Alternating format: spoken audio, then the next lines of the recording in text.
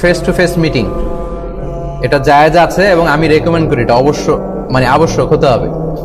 Face to face আগে মেয়েকে দেখে নেবেন। হঠাৎ আপনার মা এসে বললো আমি দেখে আসছি, আপনি খুশিতে আনন্দের ঠেলায় রাজি হয়ে গেলেন, তখন তো মহা মুসিবত। বাবা মা বললো এরকম এরকম ভালো মেয়ে, খুশিতে আনন্দে আপনি বললেন হ্যাঁ ওকে, পরে বিয়ে হওয়ার পরে দেখেন যে এগুলো শত শত কেস আমাদের কাছে আসে। সো আপনি ফেস টু ফেস মিটিং করবেন। ফেস টু ফেস মিটিংটা তো সাধারণত হয়েই থাকে বিয়ের, আমাদের দেশে এটা আছে না, আছে তো।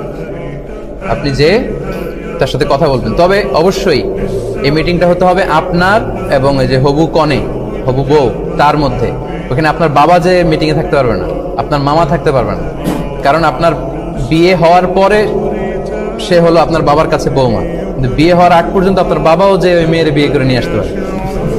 মানে ফ্রম শারিয়া side you all can be candidate, তাই না? সবাই ক্যান্ডিডেট হতে পারেন। এরকম বাবা যে বিয়ে করতে পারে, ছেলে করতে পারে, যারা গেছে যে কেউ পছন্দ হইলে এরা রাজি বিয়ে হতে পারে।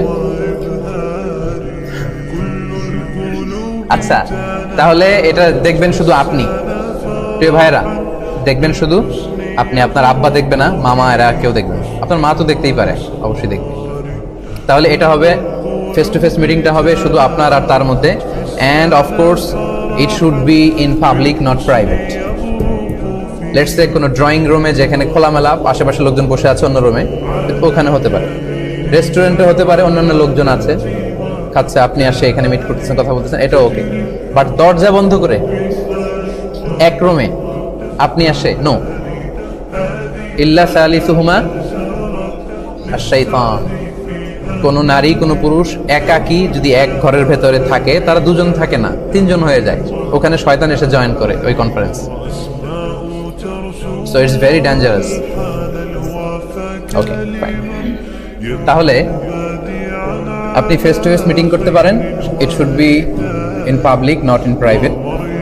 অথবা দরজা বন্ধ করে বা দরজায় করে করতে পারেন, ওখানে একজন থাকতে হবে। লেটস সে ছোট একটা ছেলে আছে বা মেয়ে আছে, আরেকজনের উপস্থিতিতে আপনারা কথা সারতে পারেন। আমার মনে বিষয়টা বুঝতে পারছেন কিভাবে মিটিংটা হতে হবে। আচ্ছা, ফোন কনভারসেশন হতে পারে, নো প্রবলেম। ফোন কনভারসেশন হতে পারে, এতে করে আইস ব্রেকিং হবে।